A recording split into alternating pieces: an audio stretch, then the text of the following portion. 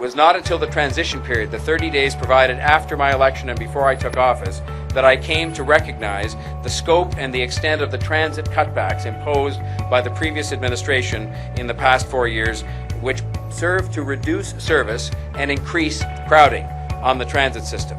This was not the right thing to do in a city that needs transit service to connect people to jobs, so that when people sensed the service was much worse over the last 4 years, they were right. It was.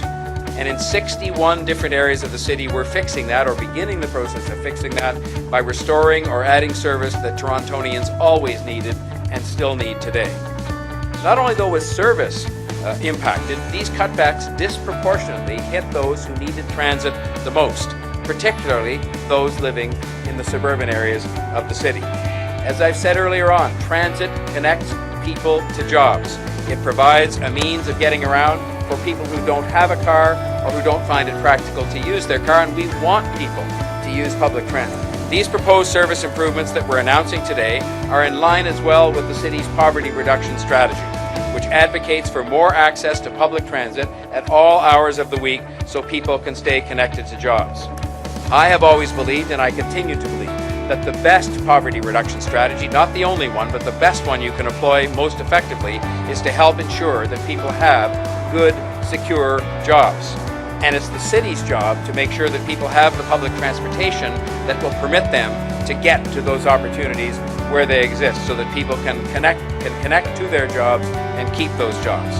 The ability to move in this city is fundamental to economic opportunity.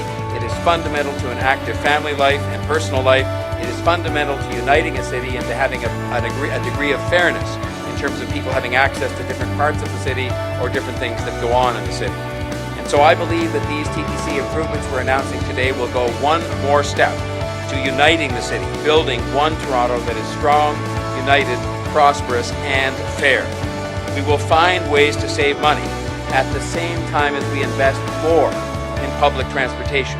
This year, $90 million more, at the same time as we held the line on property tax increases to at or below the rate of inflation, and at the same time as we're committed to reducing congestion. And if we can get people to use public transit, this will serve that purpose as well. These kinds of things, giving people access to opportunity, are too important to be left to the whim of random cutbacks. And so on that note, which is I think a happy note for people across the City of Toronto as we move today to do something important to the future well-being of this city and its economy and families and kids and people who are working people, I would like to ask the chair of the TTC, who is working so hard to make all of this a reality, Josh Cole, to say a few words. Josh?